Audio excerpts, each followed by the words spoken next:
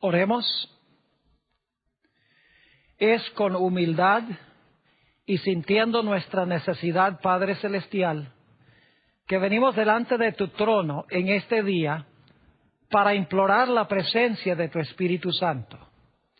Te rogamos, Señor, que nos des claridad de pensamiento para que podamos comprender tu voluntad, que podamos pensar no nuestros pensamientos, sino los tuyos.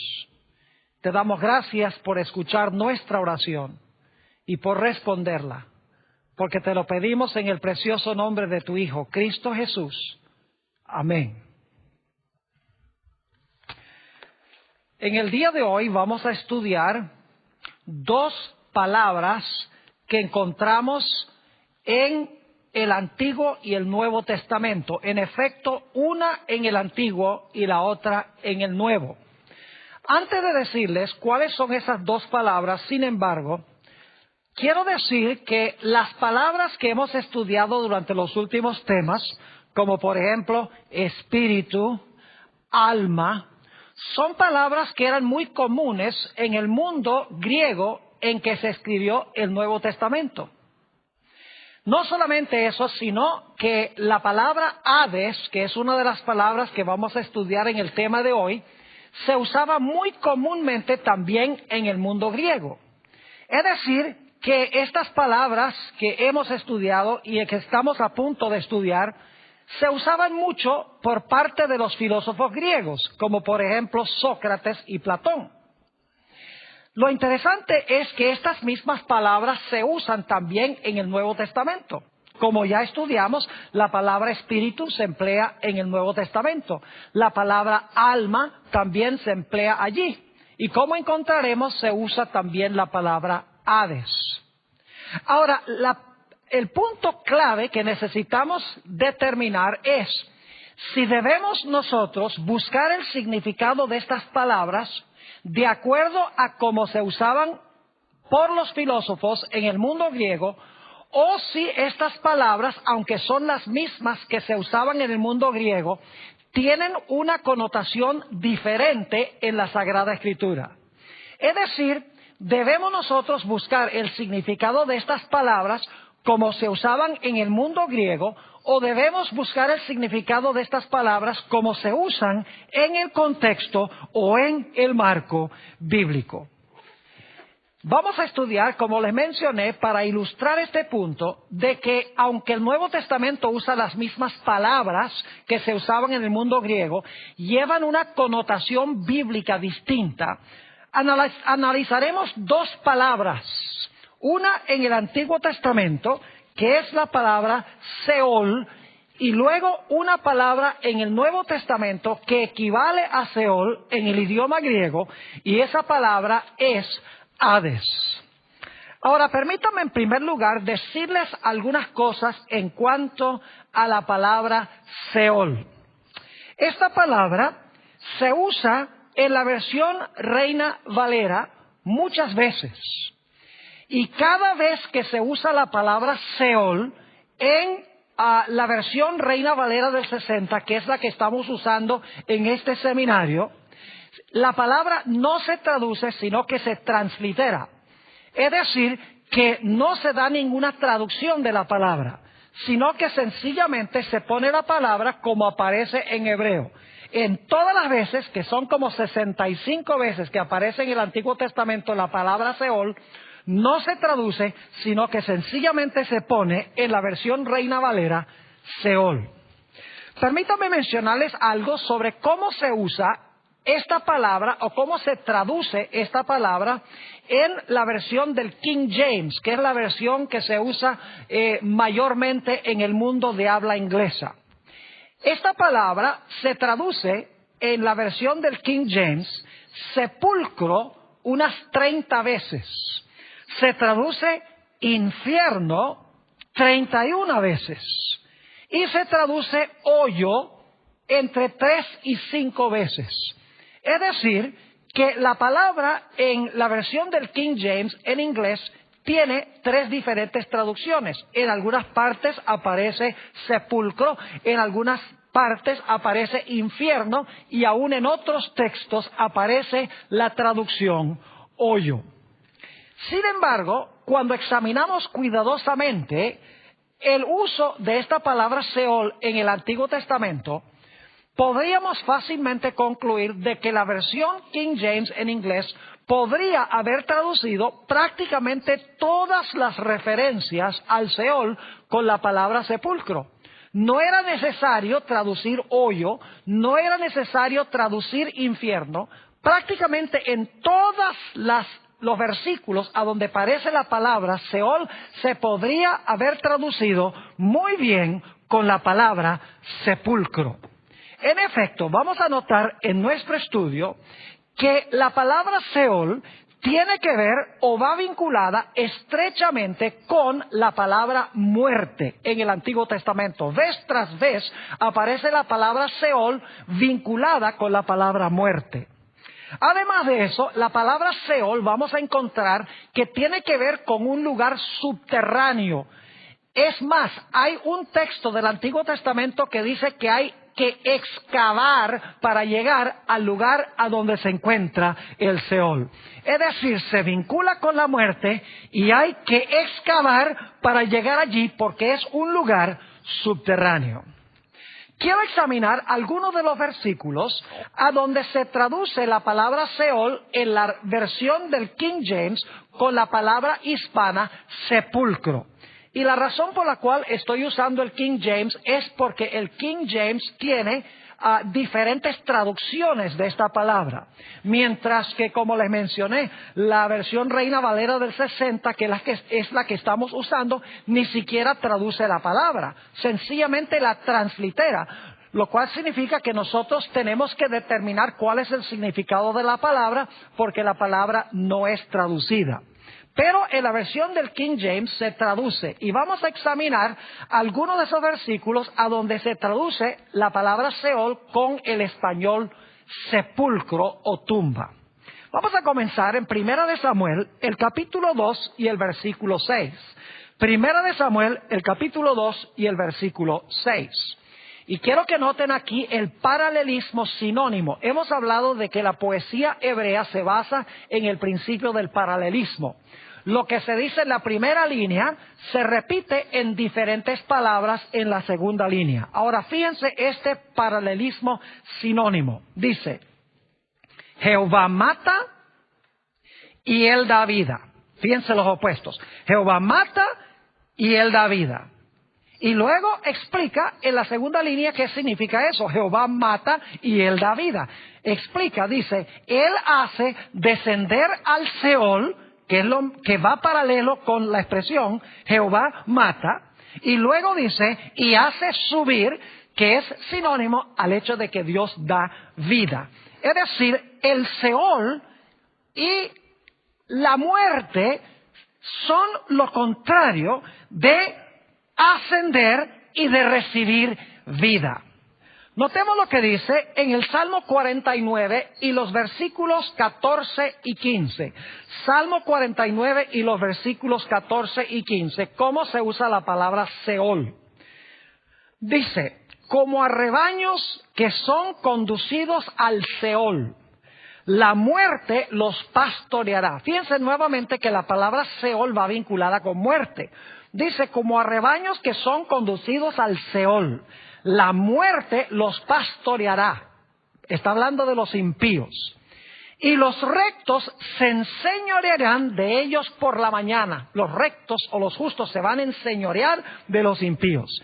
Y luego dice, se consumirá su buen parecer, el de los impíos.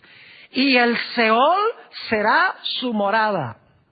Pero Dios, ahora escuchen, pero Dios redimirá mi vida, es la palabra nefesh, que también se traduce alma en el Antiguo Testamento. Dice, pero Dios redimirá mi vida del poder del Seol, porque Él me tomará consigo. Fíjense que Dios redime la vida del poder del Seol. El Seol es el sepulcro. Y aquí el salmista dice, Dios va a redimir mi vida del poder del Seol o del poder del sepulcro. Salmo 49 y el versículo, Salmo 89 y el versículo 48 también tiene un paralelismo sinónimo cuando declara: ¿qué hombre vivirá y no verá muerte? ¿Qué hombre vivirá y no verá muerte? Librará, ahora escuchen bien, librará su vida, otra vez la palabra nefesh, que se traduce alma, librará su vida del poder del Seol. Es decir, librar la vida del poder del Seol es vivir y no ver muerte. Nuevamente, la muerte se identifica con el Seol. El Seol es el lugar de donde Dios redime la vida. Y sabemos por el Nuevo Testamento que Jesús redime la vida de sus escogidos cuando los saca del sepulcro en ocasión de la segunda venida de Jesús. Noten Eclesiastés 9 y el versículo 10 sobre lo que sucede cuando la gente va al Seol. Dice: todo lo que te viniere a la mano para hacer, hazlo según tus fuerzas. Es decir, mientras estás vivo. Porque en el Seol, que debería traducirse sepulcro, lo estoy leyendo de la versión Reina Valera del 60, pero como les mencioné, se usa la palabra sepulcro en la versión del King James en inglés. Dice: todo lo que te viniera a la mano para hacer, hazlo según tus fuerzas, porque en el Seol, a donde vas, no hay obra, ni trabajo, ni ciencia, ni sabiduría. Es decir, que en el Seol no hay ninguna actividad, no hay conciencia, porque en el Seol, en el sepulcro, la gente está muerte e inerte. Isaías 38 y el versículo 10 también usa la palabra Seol. Dice allí: yo dije, a la mitad de mis días iré a las puertas del Seol, porque el escritor pensaba que su vida se iba a acabar cuando estaba en su edad media o mediana. Dice: yo dije, a la mitad de mis días iré a las puertas del Seol. Privado soy del resto de mis años. Es decir, ir a la puerta del Seol significa ser privado del resto de los años. Él está diciendo: mi vida se va a cortar cuando todavía estoy en la edad media de mis años. Isaías el capítulo 38 y el versículo 18 dice: porque el Seol no te exaltará. Noten que el Seol no exalta a Dios, ni te alabará la muerte. Fíjense otra vez, el Seol y la muerte se usan juntos. Porque el Seol no te exaltará, ni te alabará la muerte. Ahora escuchen: ni los que descienden al sepulcro esperarán tu verdad. Fíjense claramente entonces que el Seol se identifica con la muerte y se identifica con el sepulcro. Noten el Salmo 6 y el versículo 5. Continuamos analizando textos a donde la versión King James en inglés traduce sepulcro y donde la Reina Valera del 60 sencillamente translitera la palabra. Salmo 6 y el versículo 5. Fíjense que en Seol nadie piensa de Dios, nadie tiene memoria de Dios, nadie alaba a Dios. Dice en el Salmo 6 y el versículo 5: porque en la muerte no hay memoria de ti. Fíjense que en la muerte no hay memoria de Dios. En el Seol, ¿quién te alabará? Fíjense nuevamente, la muerte y el Seol se identifican uno con el otro. Y además de eso dice que en la muerte y en el Seol no hay memoria de Dios, ni tampoco se alaba a Dios. Quiero leer ahora un pasaje un poco largo de Job, el capítulo 14 y los versículos 10 al 15. Dice aquí: mas el hombre morirá y será cortado. Perecerá el hombre. Fíjense los sinónimos: morirá, será cortado, perecerá el hombre. ¿Y a dónde estará él? Es decir, cuando le pase esto, ¿a dónde estará? Dice: como las aguas se van del mar y el río se agota y se seca, Así el hombre yace y no vuelve a levantarse. Fíjese que el hombre yace, dice aquí, es como un río de aguas que se seca, no queda agua. Ahora, ¿hasta cuándo va a estar en esa condición? Sigue diciendo, hasta que no haya cielo, no despertarán ni se levantarán de su sueño. Fíjese que en el Seol la gente duerme, según dice esto, como Jesús dijo en el Nuevo Testamento, que los que mueren van al sepulcro y duermen.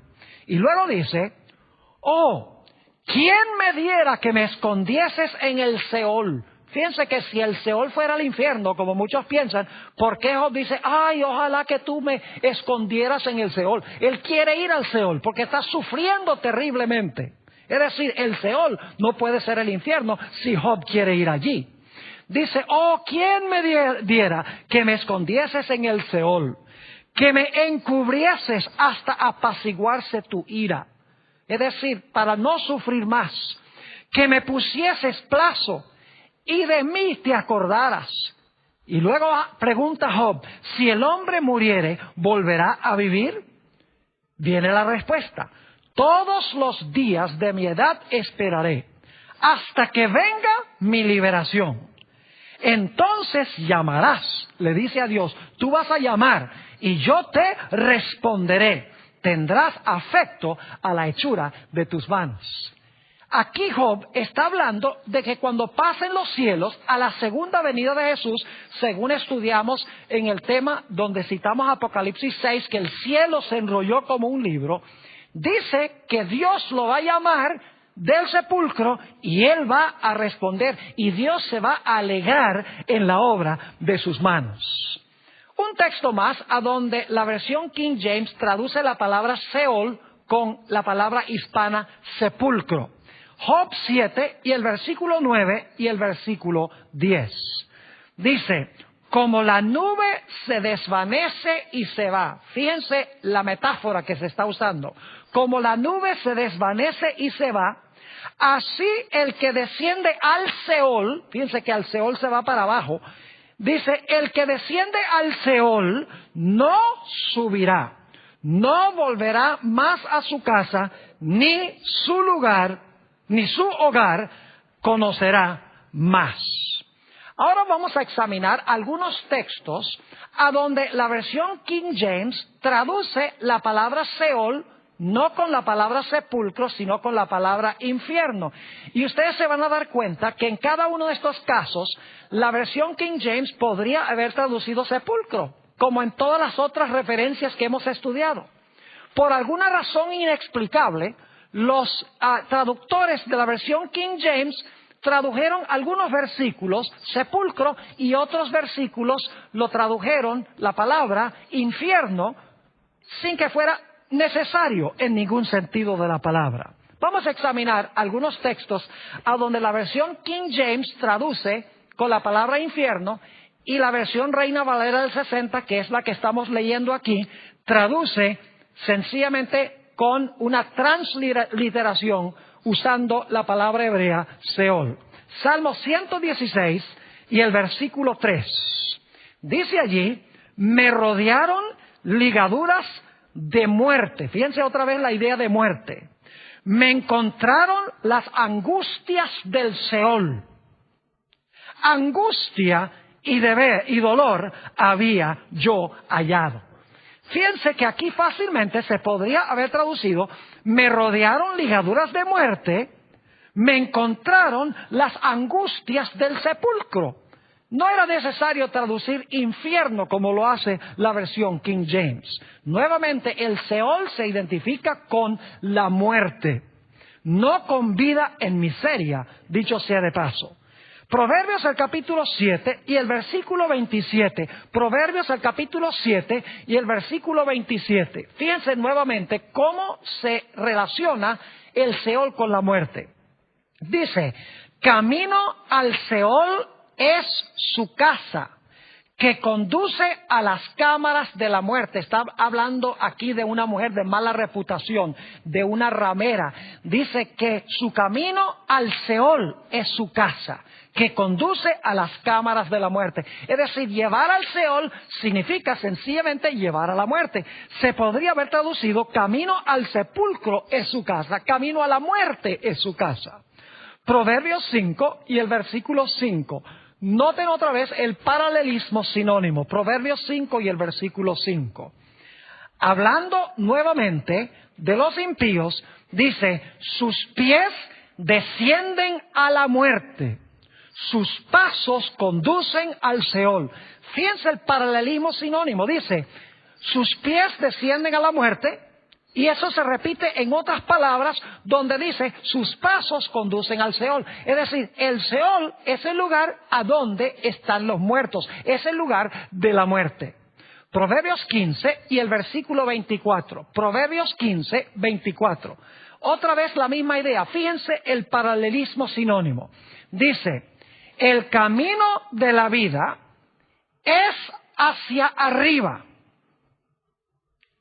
al entendido, para apartarse del Seol abajo. Fíjense entonces, el camino de la vida es hacia arriba, pero dice que el Seol está abajo. Cuando uno sigue el camino de la vida, que es hacia arriba, uno evita el Seol que está abajo. Y vamos a encontrar en unos momentos que hay que excavar para llegar al Seol. Vamos a analizar también Isaías 28 y el versículo 15. Isaías 28, 15. Dice, por cuanto habéis dicho, pacto tenemos hecho con la muerte. Es decir, la gente ha hecho un pacto con la muerte, los perdidos. Y luego repite el mismo pensamiento, en otras palabras, dice, e hicimos convenio con el Seol. Es decir, hacer un pacto con la muerte es lo mismo que hacer un convenio con Seol. Nuevamente, la muerte se identifica con el Seol. Fácilmente se podría haber traducido esto sin que se usara la palabra infierno, como la versión King James, se podría haber traducido, pacto tenemos hechos con la muerte, e hicimos convenio con el sepulcro. Vamos a anotar un texto más, Amós 9 y el versículo 2, a donde el King James traduce con la palabra infierno innecesariamente. Dice allí en Amós 9 y el versículo 2, aunque cavasen hasta el Seol, fíjese que hay que excavar para llegar al Seol, aunque cavasen hasta el Seol, de allá los tomará mi mano. Y aunque subieren hasta el cielo, de allá los haré descender. Es decir, hay que excavar para llegar al Seol. Ahora, hemos analizado la palabra Seol en el Antiguo Testamento.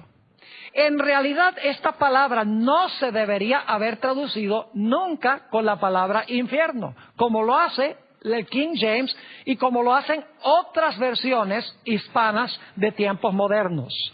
En realidad, la versión Reina Valera del 60 no se quiso comprometer, porque en todos los casos, como les mencioné, lo que hicieron fue transliterar la palabra, pusieron Seol allí y dejaron que el intérprete, que cada persona que lea, determine el significado de la palabra.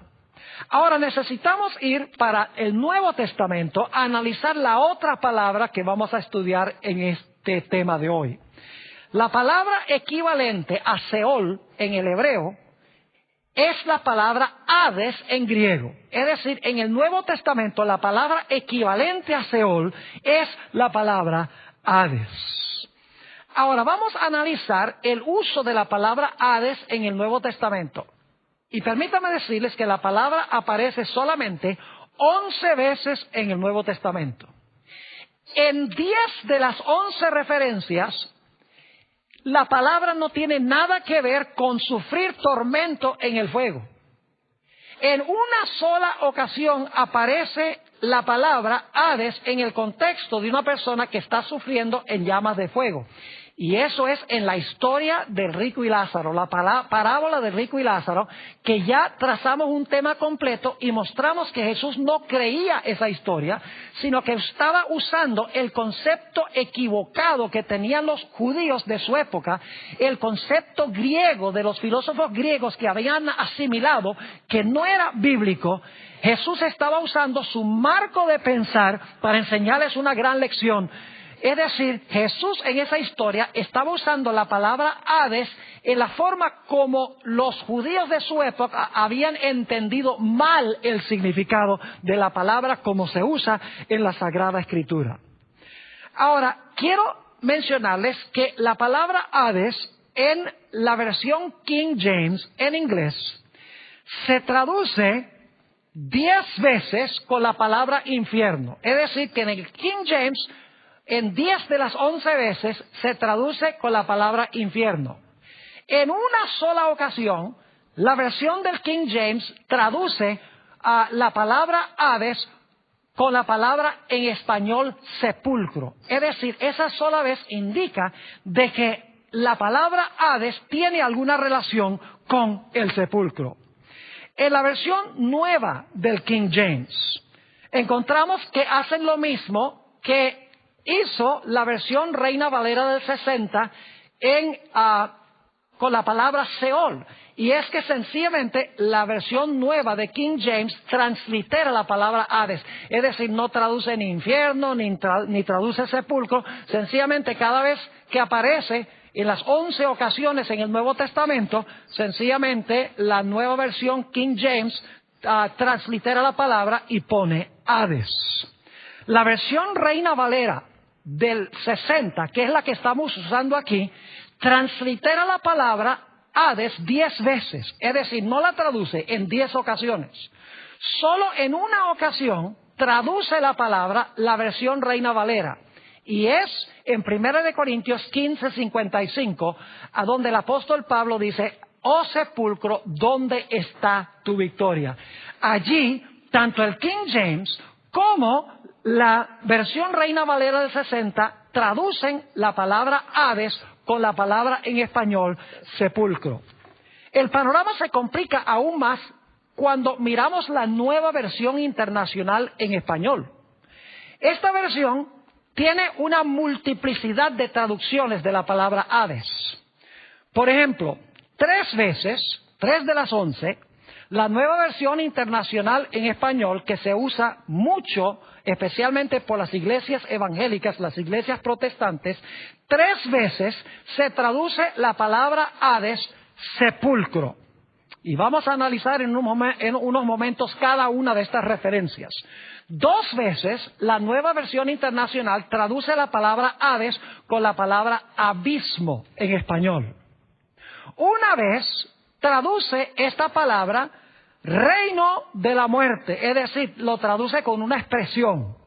Y 5 de las 11 veces la nueva versión internacional en español traduce esta palabra con la palabra hispana infierno. Ahora, lo primero que quiero que nosotros notemos al analizar el uso de la palabra Hades en el Nuevo Testamento es que la palabra Hades es exactamente equivalente a la palabra Seol en el Antiguo Testamento. Es decir, para determinar qué significa Hades, no debemos ir a lo que pensaba Filón de Alejandría. No es necesario ir a ver cómo entendió el Hades Platón o cómo entendió el Hades Sócrates en el mundo griego. Lo que tenemos que hacer es buscar la palabra equivalente de Hades en el Antiguo Testamento. Es decir, el significado de Hades en el Nuevo Testamento no viene de los filósofos griegos, sino que viene del uso que se hizo la palabra en el Antiguo Testamento hebreo. Es decir, el trasfondo de la palabra en el Nuevo Testamento no es la filosofía griega, sino es su uso en el Antiguo Testamento. Así que vamos a notar cuál es la palabra equivalente a Hades en el Nuevo Testamento. Saben ustedes, hay 2 textos que comprueban que la palabra Hades en el Nuevo Testamento, en griego, es exactamente equivalente a la palabra Seol que analizamos del Antiguo Testamento que se debe traducir sepulcro o tumba. Y ustedes dicen, ¿cómo sabemos que las dos palabras son equivalentes en diferentes idiomas? Bueno, vamos a Oseas, el capítulo 13 y el versículo 14. Oseas, el capítulo 13 y el versículo 14. Es un versículo que el apóstol Pablo más adelante parafrasea, es decir, no lo cita exactamente así, pero da un paráfrasis. Dice en Oseas 13, 14, de la mano del Seol los redimiré. Una traducción correcta sería, de la mano del sepulcro los redimiré. Y luego explica qué quiere decir eso. Los libraré de la muerte. Y luego entonces, note lo que dice. Oh muerte, yo seré tu muerte y seré tu destrucción, oh Seol. Noten nuevamente, muerte y Seol están conectados y Dios dice, oh muerte, yo seré tu muerte y seré tu destrucción, oh Seol. El apóstol Pablo, en 1 Corintios 15, 54 y 55, hace referencia a este texto de Oseas. Pero en vez de usar la palabra Seol, usa la palabra Hades, sepulcro. Y como les mencioné, la nueva versión internacional y la versión Reina Valera del 60 y la versión King James, todos traducen la palabra Hades con la palabra hispana sepulcro cuando aparece en 1 Corintios 15, 55. Fíjense lo que dice el apóstol Pablo. Y cuando esto corruptible se haya vestido de incorrupción, y esto mortal se haya vestido de inmortalidad, entonces se cumplirá la palabra que está escrita. Sorbida es la muerte en victoria. ¿Dónde está, oh muerte, tu aguijón? ¿Dónde, oh sepulcro, tu victoria? Fíjense que el apóstol Pablo está haciendo referencia al lenguaje de Oseas 13:14. Y en Oseas se usa la palabra Seol, que Dios va a ganar la victoria sobre el Seol. Aquí el apóstol Pablo dice, oh sepulcro, ¿dónde está tu victoria? La palabra sepulcro aquí es Hades. Es decir, comparando Oseas 13:14 con 1 Corintios 15:55, nos damos cuenta que el trasfondo de Hades se encuentra en la palabra hebrea Seol, que se usa en el Antiguo Testamento, que ya vimos en el Antiguo Testamento que no significa infierno, sino que significa sepulcro. Pero hay otro texto en el Nuevo Testamento que nos ayuda a ver la conexión entre Seol y Hades. Vamos al Salmo 16 y los versículos 8 al 10. Salmo 16, 8 al 10. Esta es una profecía mesiánica, es decir, una profecía en cuanto a la venida de Jesús 1000 años después que David escribió esto. Dice en el Salmo 16, 8, a Jehová he puesto siempre delante de mí, porque está a mi diestra, no seré conmovido. Se alegró por tanto mi corazón y se gozó mi alma. Mi carne, aunque aquí está hablando de David, está dando las palabras que iba a hablar Jesús en su experiencia aquí en la tierra. Dice, mi carne también reposará confiadamente. Es decir, Jesús está diciendo 1000 años antes en esta profecía, mi carne reposará confiadamente. ¿Y por qué razón? Dice, porque no dejarás mi alma en el Seol. Esa palabra alma es la palabra nefesh. En realidad una mejor traducción, como hemos visto, sería, no dejarás mi vida en el Seol o en el sepulcro, ni permitirás que tu santo vea corrupción. Noten el paralelismo aquí. No dejarás mi alma en el Seol, ni permitirás que tu santo vea corrupción. ¿Se fijaron en el paralelismo sinónimo que tenemos aquí? Es decir, no dejarás mi alma en el Seol significa lo mismo que no dejarás a tu santo que vea corrupción. Entonces, quiero que noten que el Seol se identifica con corrupción. ¿Y a dónde es que una persona se corrompe? Se corrompe en el sepulcro, en la tumba, cuando se empieza a descomponer el cuerpo después de la muerte. Así que dice, porque no dejarás mi alma o mi vida en el Seol o en el sepulcro, ni permitirás que tu santo vea corrupción. Y alguno dirá, bueno, pastor, eso no se explica bien lo que significa la palabra Seol. Significa el sepulcro. Dios no iba a dejar la vida del Mesías ahí en el sepulcro. Pero ¿cómo sabe usted que la palabra Seol allí es equivalente a Hades en el Nuevo Testamento? Mis queridos amigos, sencillamente porque este pasaje que acabo de leer del Salmo 16 se cita en el Nuevo Testamento y se le aplica a Jesús. Solo que en el Nuevo Testamento se usa el idioma griego, no el idioma hebreo. Vamos a Hechos 2 y el versículo 25 al 27. Hechos 2, 25 al 27. Y aquí nos dice sobre quién habló David cuando escribió en el Salmo 16. Dice, porque David dice de él, veía al Señor siempre delante de mí, porque está a mi diestra, no seré conmovido. Por lo cual mi corazón se alegró y se gozó mi lengua, y aún mi carne descansará en esperanza.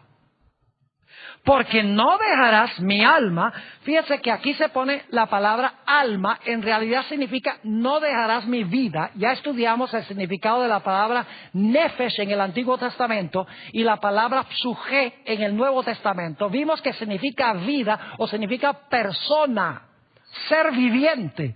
Así que aquí dice, no dejarás mi alma o mi vida en el Hades. ¿Cuál era la palabra en el Antiguo Testamento? En el Salmo 16 era Seol. Pero aquí se usa la palabra Hades. Es decir, Hades es equivalente al Seol. Dice, porque no dejarás mi alma o mi vida en el Hades, ni permitirás que tu santo vea corrupción. ¿A qué se estaba refiriendo el apóstol Pedro cuando citó estas palabras?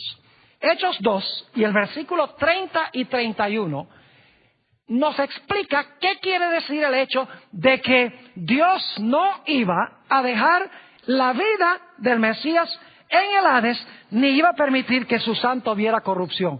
¿Qué significa eso, que no iba a dejar su vida en el Hades? ¿De dónde llamó Dios el Padre a su Hijo en la mañana de la resurrección? Lo llamó del sepulcro a donde estaba sepultado. Note lo que dice Hechos, el capítulo 2 y el versículo 30 y 31. Aquí explica Pedro lo que quiso decir. Pero siendo profeta, David, y sabiendo que con juramento Dios le había jurado que de su descendencia, en cuanto a la carne, levantaría al Cristo para que se sentase en su trono, viéndolo antes, habló de la resurrección de Cristo, que su alma o su vida no fue dejada en el Hades o en el Seol, como vimos, ni su carne vio corrupción. Claramente, la palabra Hades en el Nuevo Testamento hay que entenderla a la luz del significado de Seol.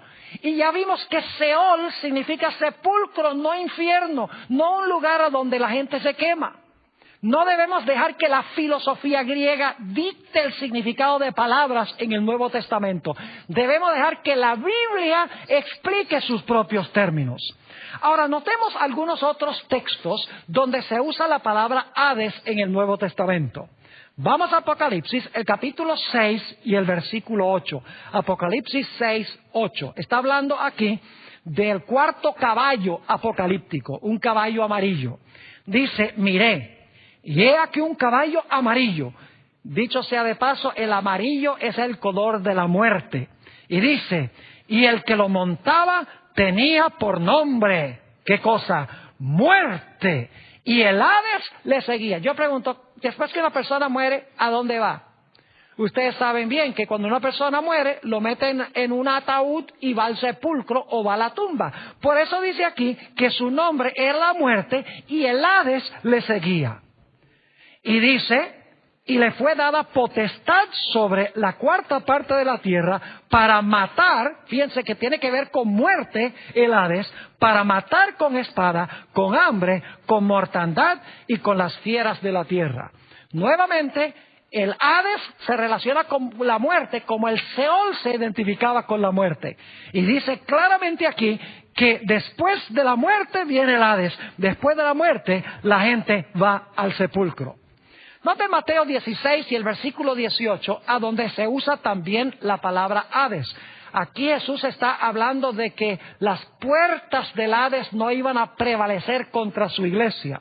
Dice allí en Mateo 16, 18, y yo también te digo que tú eres Pedro, y sobre esta roca, está hablando de sí mismo, sobre esta roca edificaré mi iglesia. Jesús está diciendo, sobre mí yo voy a edificar mi iglesia. Y las puertas del Hades no prevalecerán contra ella. Yo pregunto, ¿por qué razón es que las puertas del Hades o las puertas del sepulcro no iban a prevalecer contra la iglesia? Si ustedes siguen leyendo en Mateo 16, 21, solo unos pocos versículos después de este, dice allí que Jesús iba a Jerusalén, iba a morir e iba a resucitar el tercer día. Es decir, la razón por la cual las puertas de la muerte, y muchas versiones traducen las puertas del infierno, pero en realidad se puede traducir las puertas del sepulcro, no iban a prevalecer contra la iglesia. ¿Por qué razón? Porque el Señor Jesucristo murió y resucitó. Y aunque los miembros de su iglesia mueran, los que son muertos en Cristo van a ser resucitados por Cristo Jesús. Por eso es que las puertas de la muerte y el sepulcro no iban a prevalecer contra la iglesia. Noten también Lucas 10 y el versículo 15, otro uso de la palabra Hades. Está hablando Jesús de algunas ciudades de los hebreos que lo rechazaron cuando él predicó el evangelio en su primera venida. Dice, y tú Capernaum, Capernaum es el nombre de una de esas ciudades específicamente, y tú Capernaum, que hasta los cielos eres levantada, hasta el Hades serás abatida. No es necesario traducir allí hasta el infierno serás abatida. En realidad significa que vas a cesar de existir. Es decir, hasta el sepulcro serás abatida. En vez de subir al cielo, vas a ser abatida o vas a ser destruida hasta ir a la muerte y al sepulcro. Mateo 11 y el versículo 23 es un texto paralelo a este. Dice, y tú Capernaum, que eres levantada hasta el cielo, es decir, que tú te enorgulleces hasta el cielo, hasta el Hades serás abatida. Se podría traducir fácilmente, hasta el sepulcro serás abatida, porque la palabra Hades en el Nuevo Testamento debe traducirse a la luz de la palabra Seol en el Antiguo Testamento. Dice, y tú Capernaum, que eres levantada hasta el cielo, hasta el Hades serás abatida. Porque si en Sodoma se hubieran hecho los milagros que han sido hechos en ti, habría permanecido hasta el día de hoy. Ahora quiero que notemos dos características en cuanto al sepulcro. El Salmo 115 y el versículo 17 nos da una de esas características. Dice, no alabarán los muertos allá, es decir, a Jehová, ni cuantos descienden al silencio. Fíjense lo que los muertos no van a sufrir al infierno, sino que dice que los muertos descienden al silencio. Es decir, el Seol es un lugar de silencio. Noten Job 17, 13 y 14, la segunda característica en cuanto a la muerte. Dice Job, si yo espero, el Seol es mi casa. Haré mi cama en las tinieblas. Oh, el sepulcro también es un lugar de tinieblas.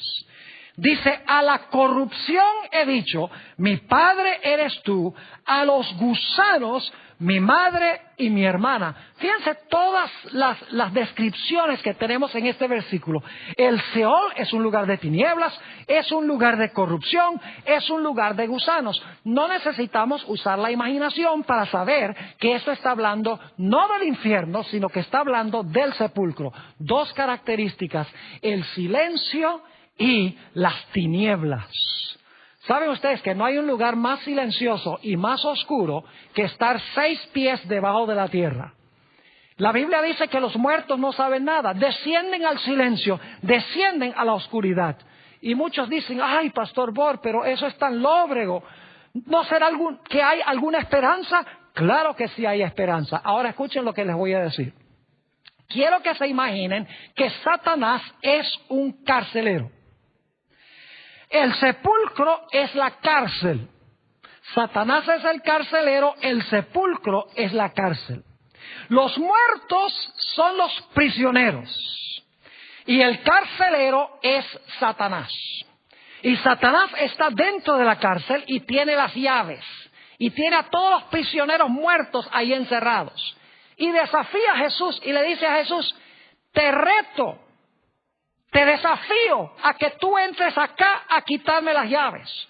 Pues la Biblia dice que el Señor Jesucristo murió, entró allá a la prisión de la muerte, le quitó las llaves a Satanás, abrió la puerta desde adentro, salió en la mañana de la resurrección y dijo: yo soy la resurrección y la vida, porque yo vivo, vosotros también viviréis.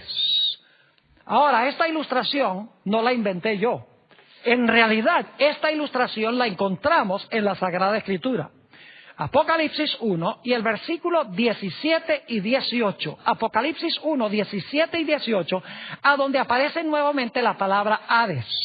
Dice Juan: cuando le vi, cuando vio a Jesús, caí como muerto a sus pies, y él puso su diestra sobre mí diciéndome: no temas, yo soy el primero y el último, y el que vivo, y estuve muerto, fíjese, vivo y estuve muerto, mas he aquí que vivo por los siglos de los siglos. Amén. Y luego fíjense lo que dice: y tengo las llaves de la muerte y del Hades. Jesús tiene las llaves de la muerte y del sepulcro, según dice esto. Por eso es que la Biblia dice que Jesús es el primogénito de entre los muertos. Fíjense, Apocalipsis 1 y el versículo 4 y 5, dice Juan a las 7 iglesias que están en Asia: gracia y paz a vosotros, del que es y que era y que ha de venir, y de los 7 espíritus que están delante de su trono, y de Jesucristo, el testigo fiel, el primogénito de los muertos. Fíjense que a Jesús se le llama el primogénito de los muertos.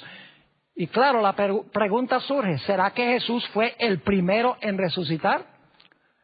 ¿Significa primogénito de los muertos, que fue el primero en resucitar? Claro que no. Porque en el Antiguo Testamento hubo 3 resurrecciones antes que resucitara Jesús. Tenemos el caso de Moisés, no voy a entrar a hablar de eso ahora.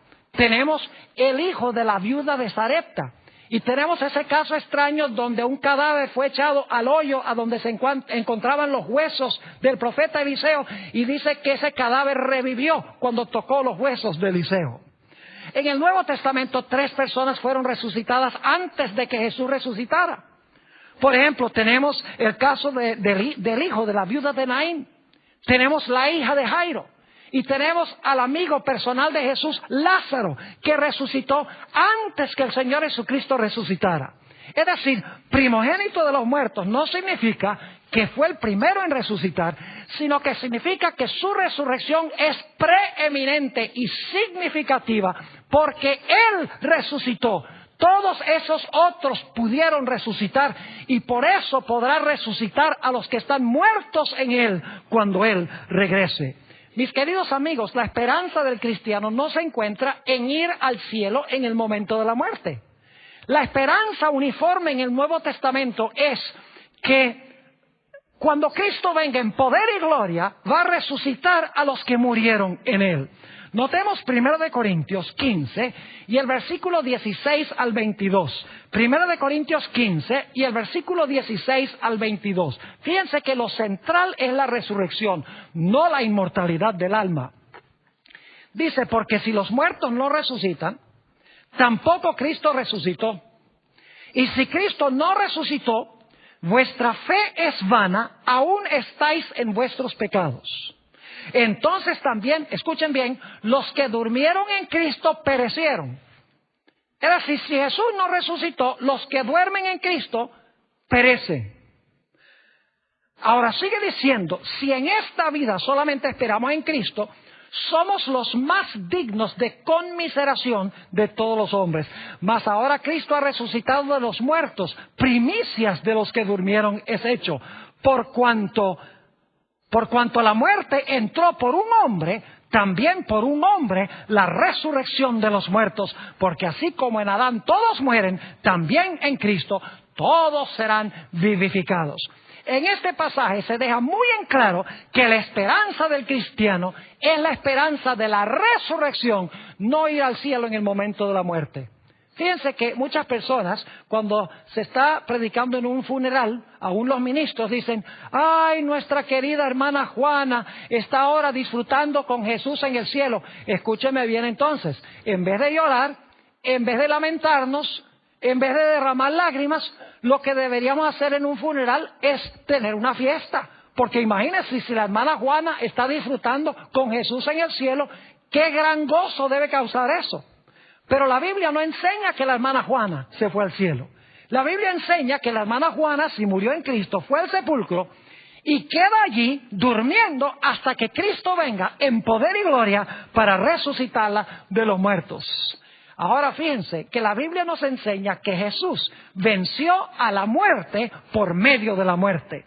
Hebreos el capítulo 2 y el versículo 14 y 15 dice: así que por cuanto los hijos participaron de carne y sangre, esos somos nosotros, Él también, Jesús también participó de lo mismo.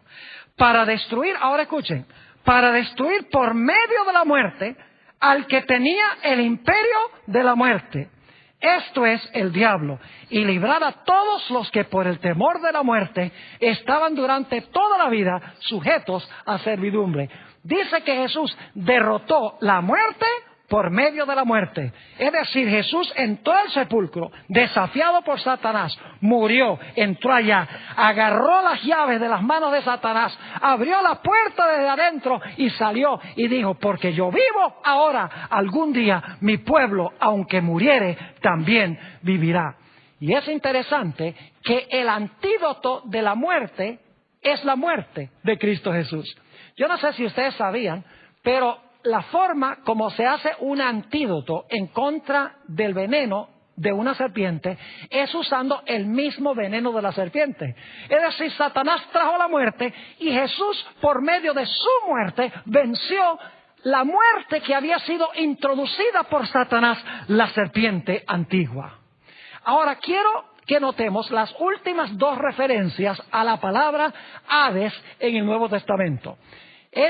Estos dos usos de la palabra Hades tienen que ver ya con el final de la historia después de los 1000 años. Apocalipsis 20 y el versículo 13 al 15. Esto es después del milenio. Y el mar entregó los muertos que había en él. Y la muerte y el Hades, fíjense otra vez, muerte y Hades juntos, la muerte y el Hades entregaron los muertos que había en ellos. Fíjense que en el Hades no hay gente viva. Aquí dice que la muerte y el Hades entregaron a los muertos que estaban en ellos. Es decir, en el Hades están los muertos, porque es el sepulcro. Dice: y el mar entregó los muertos que había en él. Y la muerte y el Hades, o el sepulcro, entregaron los muertos que había en ellos. Y fueron juzgados cada uno según sus obras. Y la muerte y el Hades, o la muerte y el sepulcro, fueron lanzados en el lago de fuego. Ahora, el Hades no puede ser un lago de fuego a donde va la gente a quemarse cuando se muere. Porque en ese caso, cuando dice que el Hades es echado en el lago de fuego, sería como decir que el lago de fuego es echado al lago de fuego, o el infierno es echado al infierno. Tiene mucho más sentido decir que la muerte y el sepulcro fueron lanzados al lago de fuego. Y luego dice: esta es la muerte segunda. Cuando la gente es lanzada allí, cuando la muerte y el infierno son lanzados allí al fuego, dice que esta es la muerte final, la muerte segunda. Y dice: y el que no se halló escrito en el libro de la vida fue lanzado al lago de fuego. Ahora quiero leer dos textos para terminar. 1 Corintios 15, 26. A veces hago la pregunta: ¿cuál va a ser el último enemigo que va a ser destruido? Y las personas que conocen bien la Biblia, pues generalmente dan la respuesta correcta. Pero las personas que no reflexionan mucho o posiblemente no han leído mucho la Biblia, siempre contestan: oh, el último enemigo que va a ser destruido es el diablo. Pero la Biblia no dice eso. Saben que hay algo que va a ser destruido inmediatamente que termine de ser destruido Satanás. Note lo que dice en 1 Corintios, el capítulo 15 y el versículo 26. Dice, y el postrer enemigo, la palabra postrer significa último. Es decir, el último enemigo que será destruido es la muerte. Así que cuando el diablo sea destruido, consumido, y como dice en Ezequiel 28, para siempre dejará de ser, será reducido a cenizas con los impíos y con sus ángeles malignos. La Biblia nos dice que ya no habrá más muerte, porque esa será la última muerte de la historia. El postrer enemigo en ser destruido será la muerte. Y entonces la Biblia nos describe cómo será ese mundo glorioso a donde vivirán los redimidos que recibieron a Jesús como su Salvador personal. Apocalipsis, el capítulo 21 y el versículo 1 hasta el vamos a leer solamente el versículo 4 por la premura del tiempo. Apocalipsis 21 y el versículo 4. Dice, enjugará Dios toda lágrima de los ojos de ellos. Y ya no habrá más muerte. Fíjense, ya no habrá más muerte. Cuando haga cielos nuevos y tierra nueva, Dios limpia las lágrimas. No habrá más muerte, ni habrá más llanto, ni clamor, ni dolor. Porque las primeras cosas, dice aquí, pasaron. ¿Saben que en el monte de la transfiguración, el Señor Jesucristo dio una ilustración de cómo será su reino? Dice la Biblia en Mateo 17 que Jesús fue transfigurado, es decir, se vio como se verá cuando venga en poder y gloria. Y dice que estaban con él hablando Moisés y Elías. Moisés, dice la Biblia, murió, fue resucitado por Dios y llevado al cielo. Elías, por el otro lado, fue llevado al cielo de entre los vivos. Tenemos dos grupos representados en esos dos hombres. En primer lugar, los que mueren en Cristo y son resucitados cuando Jesús venga en gloria. Y Elías representa a los que serán trasladados al cielo de entre los vivos. En el monte de la transfiguración se dio un reino de Cristo en miniatura. Y el que da la esperanza a los que están vivos y a los que están muertos cuando Jesús venga es Cristo Jesús, quien viene en poder y gloria. Toca la trompeta y llama a sus hijos del Hades, del Seol, los llama del sepulcro y dice, despertaos, despertaos los que dormís en el polvo de la tierra. Oh, mi querido amigo, ojalá que tú hayas aceptado a Jesús como tu Salvador, para que estés en Cristo y si llegases a morir, puedas resucitar cuando Jesús venga.